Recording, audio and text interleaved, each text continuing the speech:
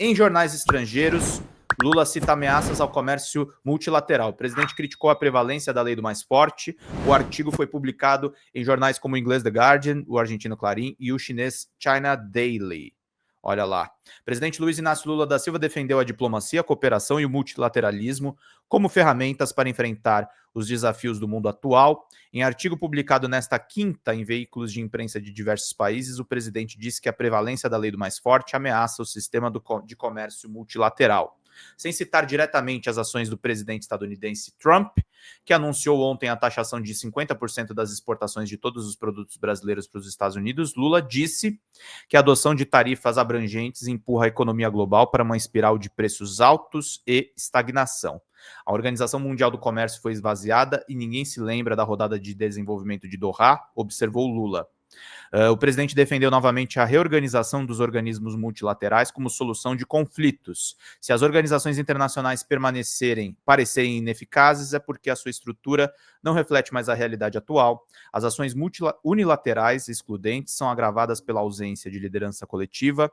A solução para a crise do multilateralismo não é abandoná-lo, mas reconstruí-lo em bases mais justas e inclusivas, escreveu o presidente. O artigo foi publicado em jornais como o inglês The Guardian, o argentino Clarín e o chinês China Daily.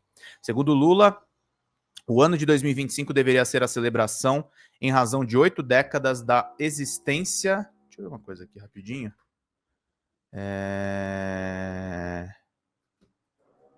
Tem outros jornais também, tá, gente? Além do China Daily, teve o Le Monde, o El País, o Der Spiegel, o Corriere della Sera, o Yomiuri Shimbun, no Japão, e o La Jornada, no México, tá, gente?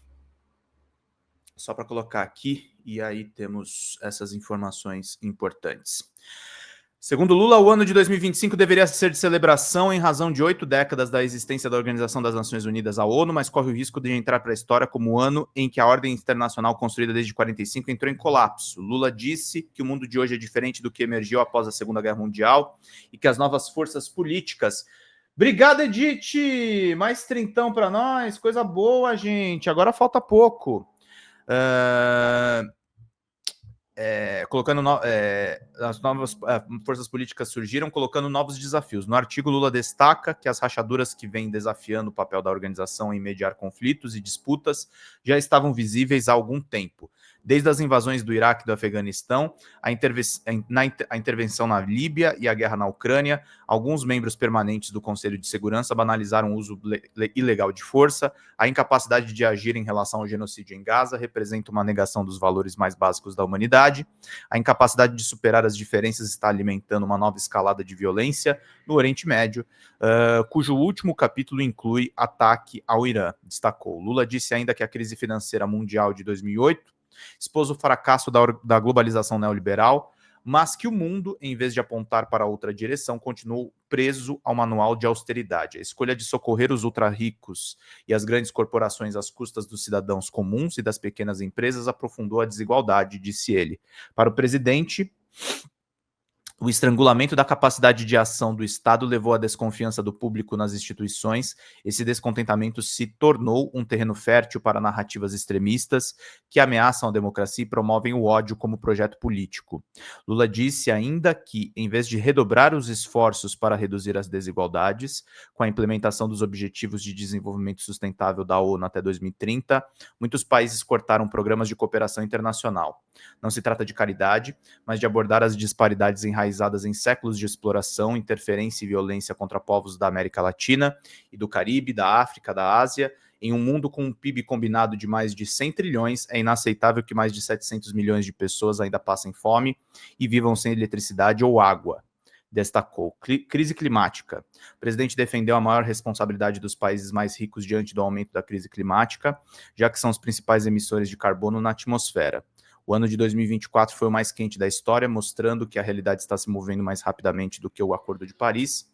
As organizações obrigatórias do Protocolo de Quioto foram substituídas por compromissos voluntários. As promessas de financiamento feitas na COP15 em Copenhague em 2009, prometendo 100 bilhões anuais, nunca se concretizaram.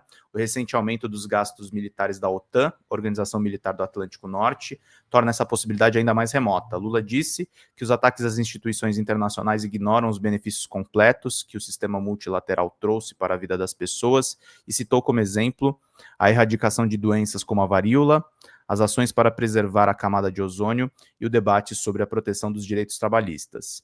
Em tempos de crescente polarização, termos como desglobalização se tornaram comuns, mas é impossível desplanetar nossa existência compartilhada. Nenhum muro é alto o suficiente para prevenir ilhas de paz e prosperidade cercadas de violência e miséria. Esse é o entendimento que o Brasil, cuja vocação sempre foi fomentar colaboração entre nações, demonstrou durante sua presidência no G20 no ano passado e continua demonstrando em suas presidências do BRICS e da COP30 neste ano, que é possível encontrar pontos em comum, mesmo em cenários adversos, finalizou o presidente Luiz Inácio Lula da Silva. Reportagem de Luciano Nascimento, da Agência Brasil. Importantíssima essa manifestação do Lula, tá, gente? Em jornais internacionais. Aliás, é uma coisa que a esquerda, pelo menos brasileira, sempre mandou bem. A gente tem uma boa repercussão nas mídias globais. Falta a gente melhorar o nosso sistema de mídia de esquerda, né, gente? Tipo, financiar veículos como a Folha Democrata, porque a gente ainda precisa, por exemplo, neste exato momento, de R$ 59,00 de superchats ou de Pix. E estamos com 700 pessoas aqui nos assistindo. A gente tem público muito bom aqui, inclusive na nossa plataforma. Só que a gente precisa da ajuda de vocês para fazer bem esse trabalho. Então, quem puder contribuir com um pouquinho, a gente já agradece a todo mundo que está presente aqui, contribuindo, estando ativos e altivos aqui, fazendo bem o nosso trabalho, meus queridos e minhas queridas, meus bonitos e minhas bonitas. Daqui a pouco eu vou trazer o discurso do Lindbergh Farias. Na Folha Democrata também, para ministro do Supremo Tribunal Federal, Brasil vive capítulo de resistência democrática. Gilmar Mendes afirma que o Supremo Tribunal Federal enfrentou a sabotagem das plataformas que operam nas redes sociais contra o debate democrático sobre regulação, uma tentativa de golpe de Estado e de assassinato. Vamos ver aqui o nosso Gilmar Mendes. Ministro Gilmar Mendes do Supremo Tribunal Federal disse nesta quinta, dia 10, em Brasília, que o país está escrevendo um capítulo inédito na história da resistência democrática, sem citar os ataques do presidente dos Estados Unidos, Donald Trump, a atuação do STF no julgamento do ex-presidente Jair Bolsonaro. O decano do Supremo afirmou nas redes sociais que o Brasil vive um momento histórico em defesa da democracia e contra as forças que ameaçam. Essas singularidades definem o momento histórico da democracia combativa brasileira, quando a defesa irredutível de preceitos constitucionais se transforma em imperativo civilizatório diante de forças que ameaçam não apenas as instituições nacionais, mas o próprio conceito de Estado de Direito no século XXI.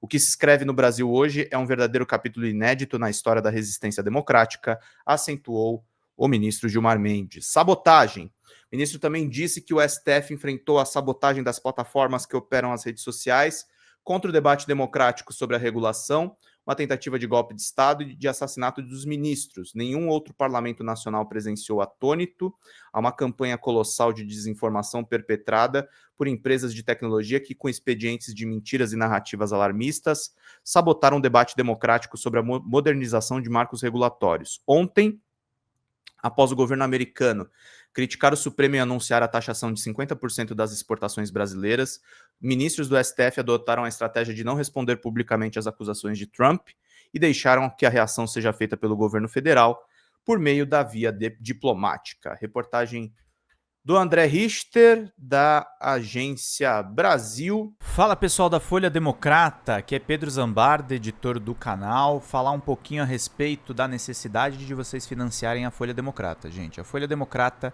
é financiada através de um Pix chamado Folha Democrata, é o endereço do Pix, né? folhademocrata@gmail.com. Nós precisamos do nosso jornalismo financiado por vocês que são do nosso público, porque nós passamos vários perrengues aqui com o YouTube, vocês sabem muito bem. E mesmo assim, graças a essa comunidade muito unida, a gente conseguiu fazer lives históricas, acompanhar praticamente ao vivo a campanha do Guilherme Boulos, trazer informações exclusivas a respeito de Gustavo Gayer, de Olavo de Carvalho, de todos os bolsonaristas, combater as fake news e tudo o que a gente acompanha. Por R$ 80 no nosso Pix, você ganha um curso de roteiro para série.